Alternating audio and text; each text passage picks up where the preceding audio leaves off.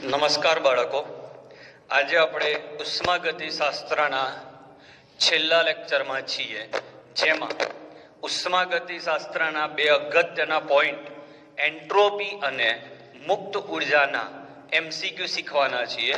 તમને આ પેમ્પલેટ આપેલું છે એમસીક્યુનું, એ પેમ્પલેટ જોડે રાખજો. એમાં પ્રશ્નો છે, એટલે હું બધા પ્રશ્નો અહીંયા નહીં લખું, પણ બધા જવાબો તમને સમજાવીશ. તો આવો શરૂ કરીએ આજનો છેલ્લો લેક્ચર. પહેલો પ્રશ્ન છે નીચેનામાંથી કયા વિકલ્પમાં એન્ટ્રોપીમાં ઘટાડો થાય છે? તો એન્ટ્રોપીમાં ઘટાડાનો જવાબ આવશે બી. આપણે ચારે ઓપ્શન છે, એમાંથી બી જવાબ કેમ? તો પહેલો ઓપ્શન છે I2 સોલિડમાંથી I2 ગેસ. તો સોલિડમાંથી ગેસ બને એમાં તો એન્ટ્રોપી વધે. બીજો ઓપ્શન છે ખાંડનું તેના જલીય દ્રાવણમાંથી સ્ફટિકીકરણ. તો જવાબ બી આવે. કેમ? તો આપણે થિયરીમાં પણ કહ્યું છે અને આજે પણ કહી દઉં, ખાંડનું સ્ફટિકીકરણ. કારણ એ છે કે ખાંડ જ્યારે પાણીમાં નાખો તો ઓગળી કહેવાય, પણ એ જ ખાંડ જ્યારે નીચે બેસી જાય, એના સ્ફટિક ઘન સ્વરૂપ પ્રાપ્ત થાય, એને સ્ફટિક કહેવાય. તો સ્ફટિક એક ઘન સ્વરૂપ હોય છે, એટલે એમાં એન્ટ્રોપી ઘટે છે. પ્રશ્ન નંબર 2, કઈ પ્રક્રિયામાં એન્ટ્રોપી ફેરફાર થતો નથી?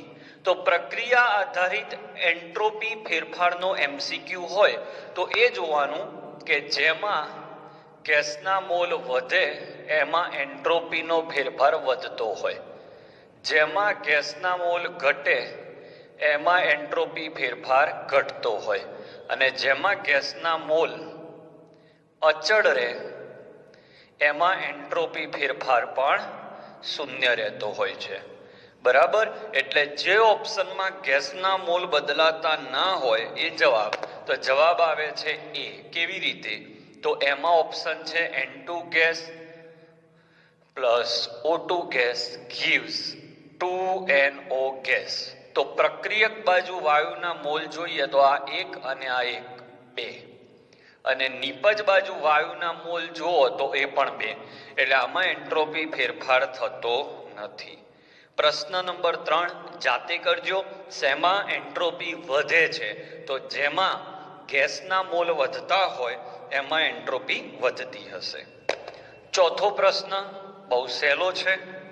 પ્રવાહી પાણીમાંથી વરાળ બને ત્યારે, પાણીમાંથી વરાળ બને ત્યારે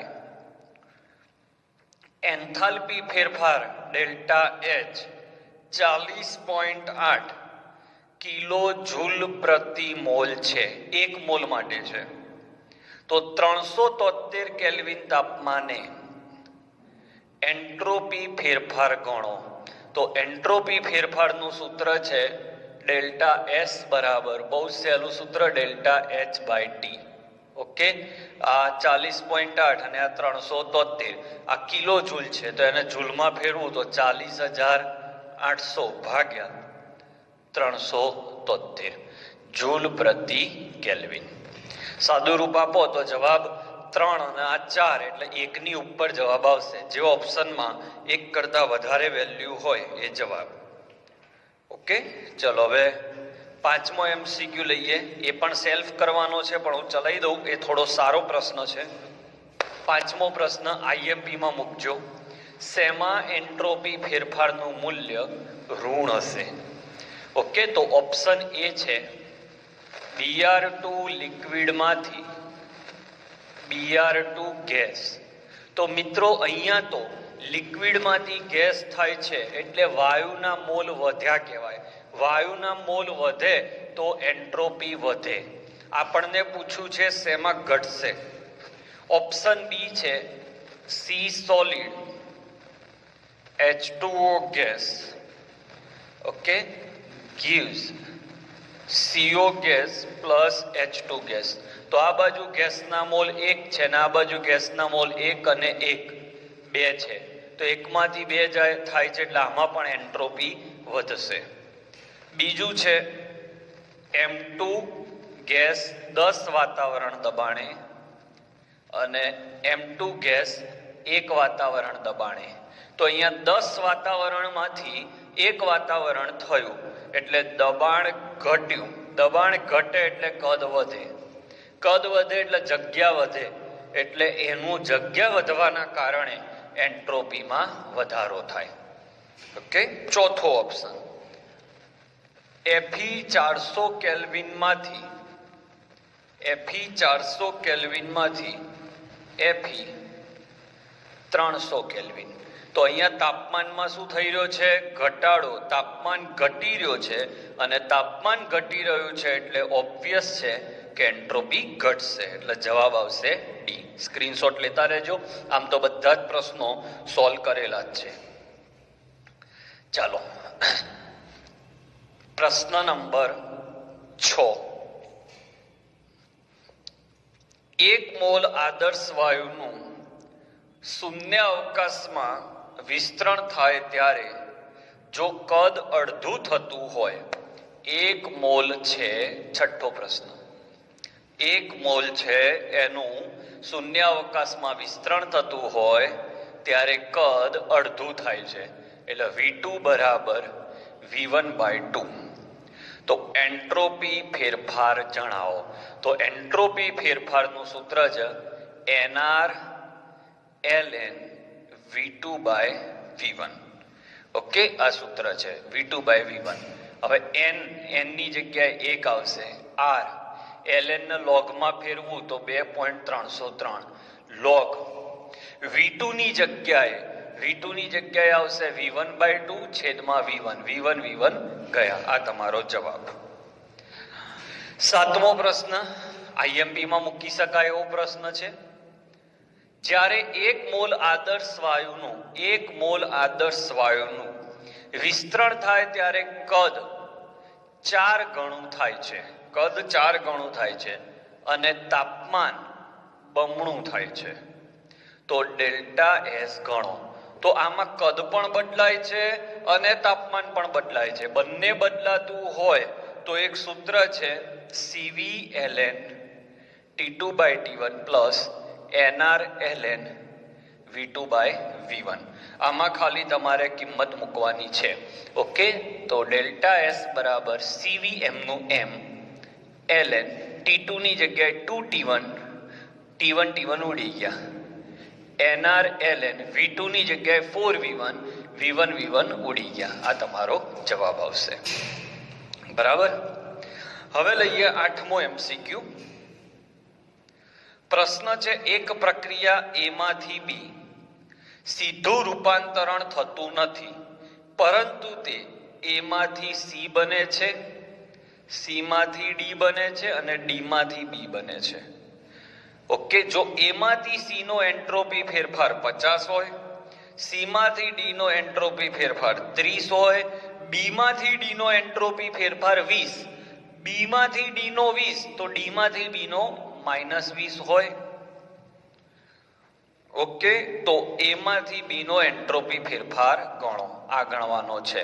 તો એન્ટ્રોપી ફેરફારનું ટોટલ થાય 50 + 30 - 20, એટલે જવાબ આવશે 60. U એટલે યુનિટ. ઓકે, તો આખી એક પ્રક્રિયા A માંથી B છે એ 3 તબક્કામાં થાય છે. પહેલા અને બીજા તબક્કાની વેલ્યુ સીધી આપી હતી, ત્રીજા તબક્કાની વેલ્યુ B માંથી D આપી હતી, પણ આપણે તો D માંથી B જોઈએ છે, એટલે B માંથી D +20 હોય તો આમથી આમ -20 હોય. ઓકે, તો આ હતા એન્ટ્રોપીના પ્રશ્નો. હવે આપણે સ્ટાર્ટ કરીએ છીએ મુક્ત ઉર્જાના પ્રશ્નો. ઓકે, મુક્ત ઉર્જાના કોન્સેપ્ટમાંથી સૌથી વધારે પ્રશ્નો પૂછાતા હોય છે. સૌથી વધારે પ્રશ્નો પૂછાવાની શક્યતા મુક્ત ઉર્જામાંથી છે. ઓકે, ચલો સ્ટાર્ટ કરીએ.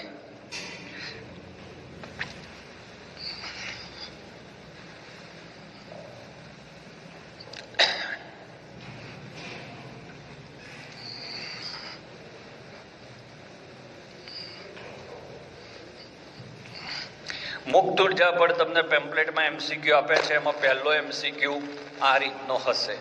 તો મુક્ત ઉર્જાના અમુક MCQ સોલ્વ કરવા માટે એક કોષ્ટક મેં તમને બોર્ડના લેક્ચરમાં શીખવાડેલું છે.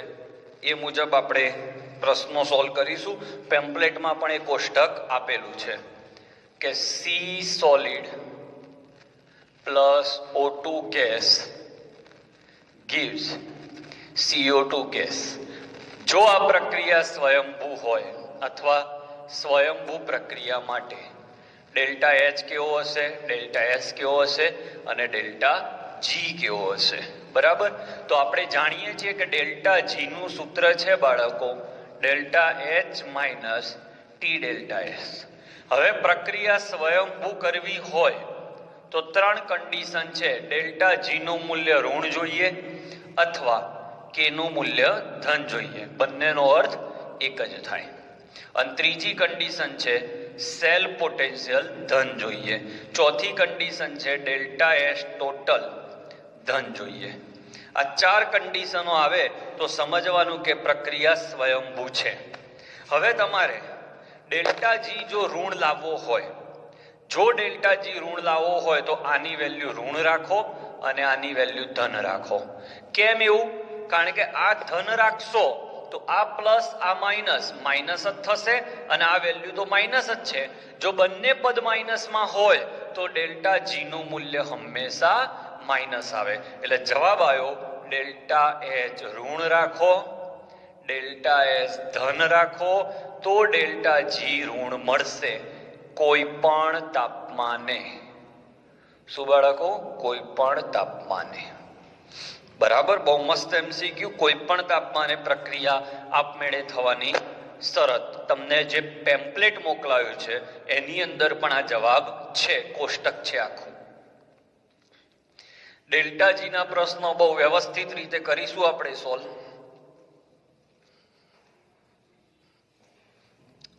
ઓકે. હવે પ્રશ્ન નંબર 2 લઈએ. કયા તાપમાને પ્રક્રિયા હંમેશા આપમેળે થશે? તો હમણાં જ સોલ્વ કર્યો એટલે પ્રશ્ન 2 જાતે કરવાનો. હવે જે પ્રશ્ન 3 ચલાવું છું એ કમસે કમ 10 વાર જુદી જુદી કોમ્પિટિટિવ એક્ઝામમાં આવી ચૂક્યો છે એટલે બહુ ધ્યાનથી ભણજો. એક પ્રક્રિયા તમને આપી છે N2 3H2 રિવર્સિબલ 2NH3. આના માટે ડેલ્ટા એચ આપે છે -95.4 કિલો જૂલ પ્રતિ મોલ અને ડેલ્ટા એસ આપે છે -198.3 જૂલ કેલ્વિન ઇનવર્સ. તો કયા તાપમાને પ્રક્રિયા આપમેળે થશે?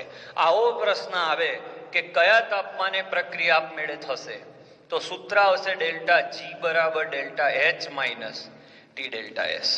હતાશ યાદ ના રે, હતાશવ.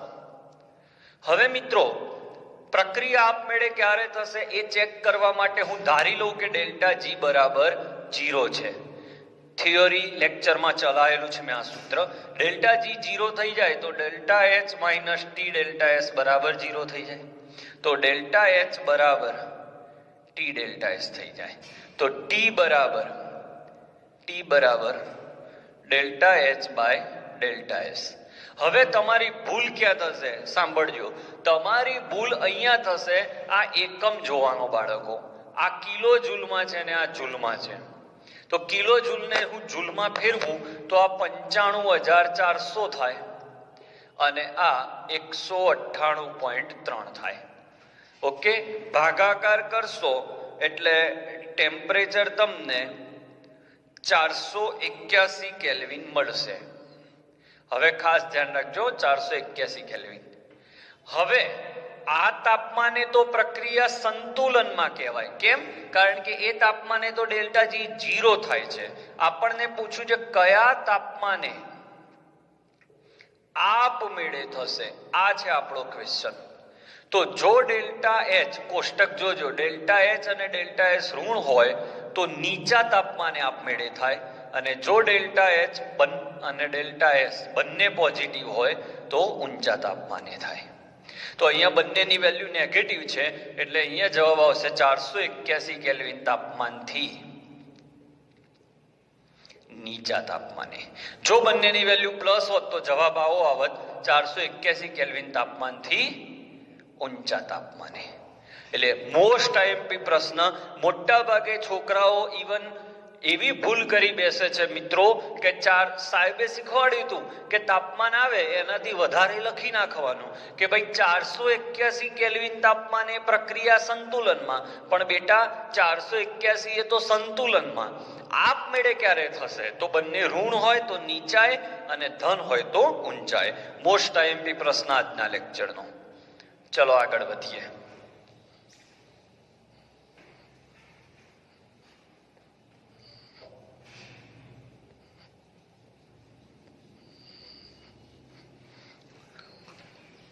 પ્રશ્ન 3 પૂરો થયો. ચોથો પ્રશ્ન,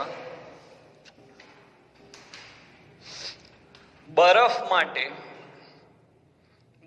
માટે ડેલ્ટા G0 નું મૂલ્ય ઋણ ક્યારે હોય?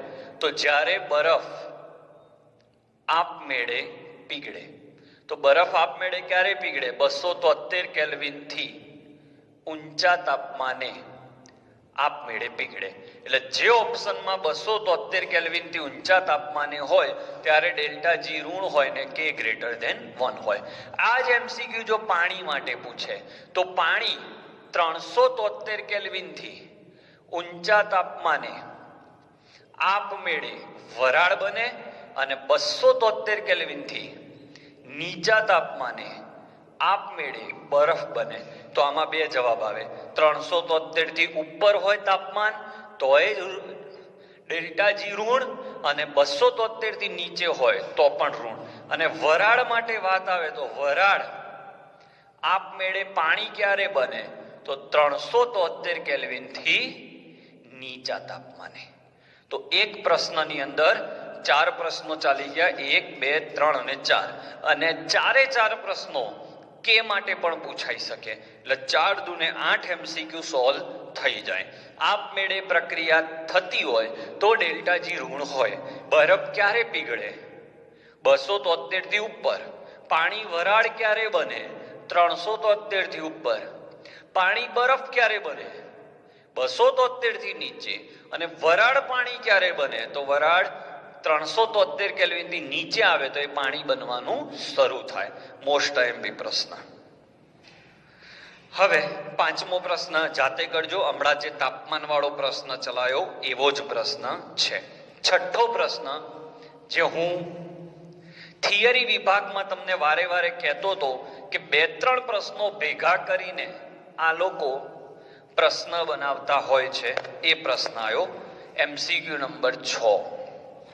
એક રિએક્શન આપી છે A2 + B2 gives 2AB. આમાં delta G0 of A2 x છે, delta G0 of B2 y છે, સંતુલન અચળાંક 10⁻⁻1 છે. તો ડેલ્ટા G0 AB શોધો. તો હવે આમાં પ્રક્રિયા આપી અને પ્રક્રિયાની વેલ્યુ આપી તો આપણું પહેલું સૂત્ર લાગશે ડેલ્ટા G બરાબર નિપજ માઇનસ પ્રક્રિયક.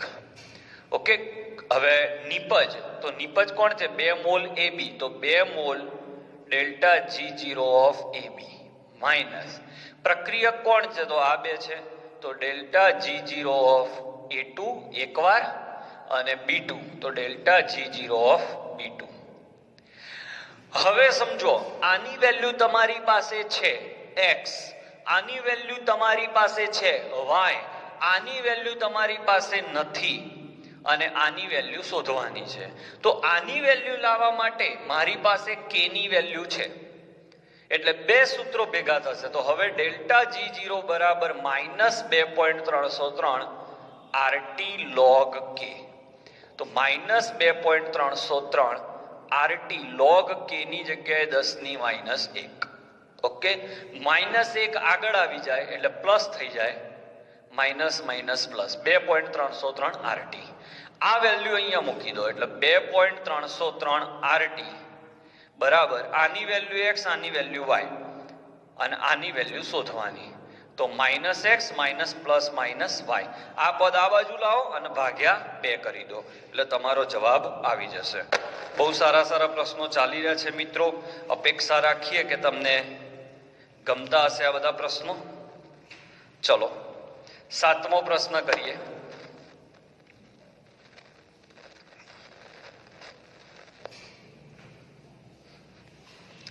MCQ number 7. એક પ્રક્રિયાનો kp 1.2 ગુણ્યા 10⁻2 છે, તો ડેલ્ટા G0 નું મૂલ્ય શું હોઈ શકે? તો kp નું મૂલ્ય તમે જુઓ 1.2 ગુણ્યા 10⁻2 એટલે 0.012 કહેવાય. તો k નું મૂલ્ય 1 કરતા નાનું થયું. જો k નું મૂલ્ય 1 કરતા નાનું હોય તો ડેલ્ટા G0 નું મૂલ્ય ધન હોય. બરાબર. તો આ 7મો MCQ. 8મો MCQ બહુ જોરદાર અને ટફ છે, એ તમે અંદર જોશો તો આવડી જશે. આમ તો કહી દઉં, એક આલેખ આપેલો છે તમને આ રીતે, આ એનો ત્રિકોણ આપેલો છે. તો આ વેલ્યુ y, આ y2 માઇનસ y1 અને આ x1 અને આ x2. હવે ડેલ્ટા G નું સૂત્ર છે delta H minus T delta S. તો આને આપણે y બરાબર mx પ્લસ c સાથે સરખાવું તો જે બિંદુએ આલેખ છેદે એને c કહેવાય, એટલે ડેલ્ટા H મળી જાય. અને ડેલ્ટા S કેવી રીતે મળે? તો ડેલ્ટા S બરાબર ઢાળ. બરાબર. તો ઢાળ બરાબર y2 minus y1 x2 minus x1. કિંમત મૂકશો એટલે જવાબ આવી જશે. ઓકે. 9મો પ્રશ્ન. અમુક પ્રશ્નો બહુ સહેલા છે, એ તમે કરી શકો છો. 9મો પ્રશ્ન હમણાં જ ચલાવ્યો એના જેવો છે. 2 સૂત્રો ભેગા કરીને સોલ્વ કરવાનું છે. પહેલા પ્રક્રિયક અને નિપજની માહિતી પરથી ડેલ્ટા G મળશે અને ડેલ્ટા G નું કિંમત સૂત્રમાં મૂકશો એટલે ડેલ્ટા H મળી જશે. બરાબર. પછી 10મો પ્રશ્ન IMP માં મૂકો, સોલ્વ કરાવું છું.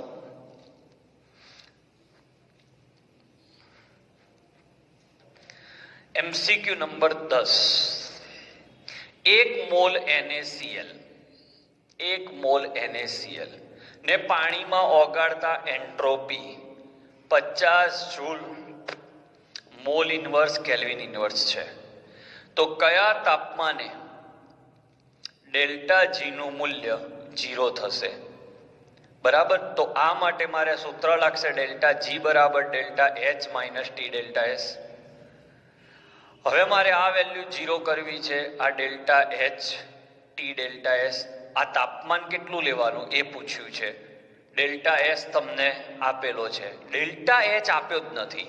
પણ તમે કૌંસમાં જુઓ તો ડેલ્ટા H ની વેલ્યુ તમને આપી છે લેટાઇસ એન્થાલ્પી એટલે બંધ તોડવા માટે જરૂરી ઉર્જા, અને જલીયકરણ એન્થાલ્પી -774.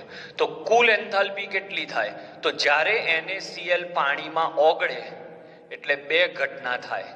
પહેલા એના બંધ તૂટે, એની ઉર્જા 788, અને પાણી એને તોડવા માટે ઉર્જા ઉત્પન્ન કરે, એને કહેવાય જલીયકરણ એનર્જી, અને એ છે -774.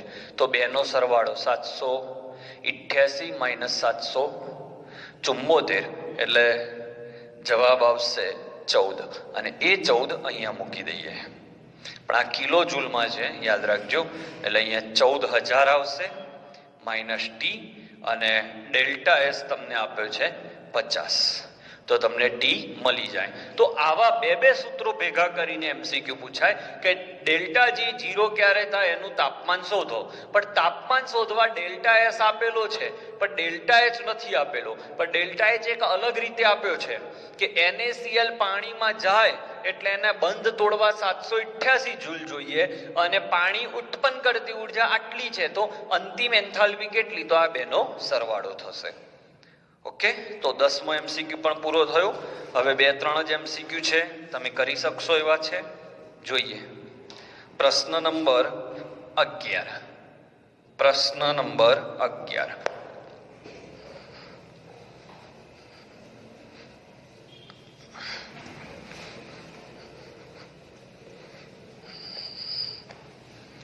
PDF જે મોકલાય છે એમાંથી ચોપડામાં ઉતારજો. મુક્ત ઉર્જા અને સંતુલન અચળાંક વચ્ચેનો સાચો સંબંધ કયો? તો ડેલ્ટા G બરાબર -2.303 RT log K, એક આ સૂત્ર છે. બીજું છે આરટી ln કે, ત્રીજું આ માઇનસ આરટી છેદમાં જતો રહે બરાબર ln કે, ln નો પાયો ઈ હોય તો ઈ સામે જાય એટલે કે બરાબર ઈ ની ડેલ્ટા G0 બાય આરટી. આ સૂત્ર સાચું. અથવા આના ઉપરથી સૂત્ર બનાવું તો આ આખું પદ આના છેદમાં જાય તો minus delta G0 2.303 RT log કે, લોગનો પાયો 10 હોય એટલે કે બરાબર 10 ના ઘાતમાં આ રીતે થાય. બંને સાચા છે. ચલો 11મો પ્રશ્ન ઘણા સમય પછી આવ્યો તમારી સામે ચોપડીમાં, સોરી 12મો પ્રશ્ન.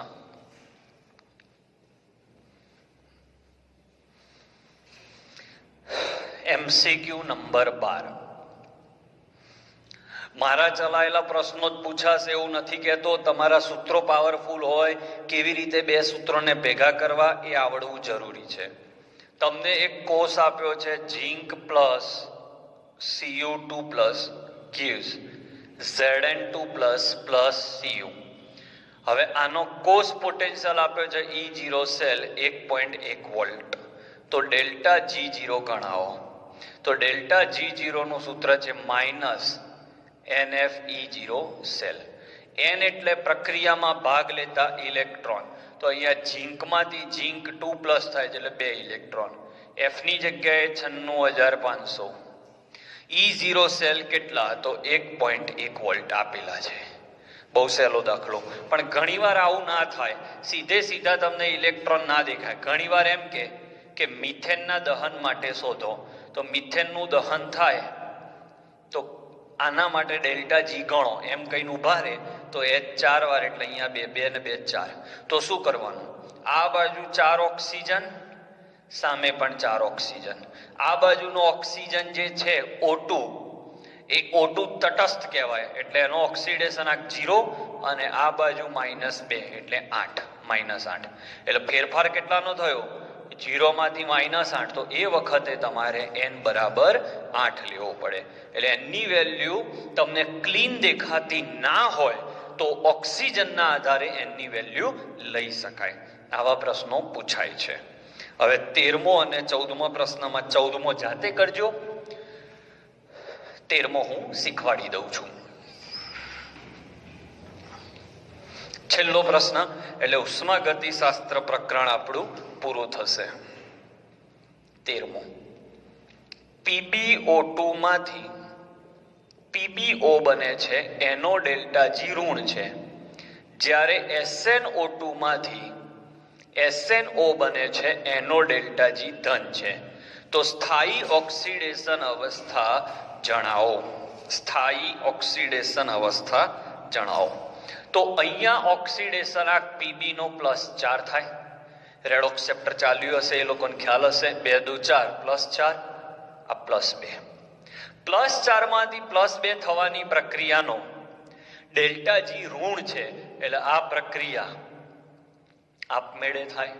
એનો મતલબ આ જાતે બન્યું અને જે જાતે બને એ સ્થાયી. તો આની સ્થાયી અવસ્થા +2. ફરીથી આની 4 આની 2. આ પ્રક્રિયાનો ડેલ્ટા G ઋણ. ડેલ્ટા G ઋણનો મતલબ શું થાય? કે પ્રક્રિયા આપમેળે થાય. આપમેળે થઈ મતલબ આ જે બન્યું એ સ્થાયી હશે. અહીંયા જોઈએ તો આનો ઓક્સિડેશન આંક +4, આનો ઓક્સિડેશન આંક +2. હવે આનો ડેલ્ટા G ધન છે મતલબ આ પ્રક્રિયા આપમેળે ન થાય. આપમેળે નથી થતી એટલે +2 આપમેળે નથી બની એટલે આ સ્થાયી નથી. તો આ સ્થાયી નથી તો આ સ્થાયી હશે, કારણ કે ઊંધી પ્રક્રિયા આપમેળે થાય.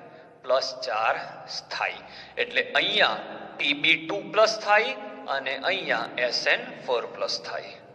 તો આ સાથે ઉષ્માગતિશાસ્ત્ર પ્રકરણ અહીંયા પૂરું કરીએ છીએ. વધારાના MCQના જે પેમ્પલેટ મોકલાય છે તમારી જાતે સોલ્વ કરવાના છે. એવી આશા રાખીએ કે ઝડપથી ફિઝિકલ લેક્ચર્સ ચાલુ થાય અને બધા જ પ્રશ્નોના ડિફિકલ્ટી જીમાં પૂછાયેલા અને નીટમાં પૂછાયેલા પ્રશ્નોની પણ આપણે સોલ્યુશન લેક્ચર્સ ગોઠવીએ એવી આશા સાથે આજનો લેક્ચર અહીંયા પૂરો કરું છું. Thank you for watching.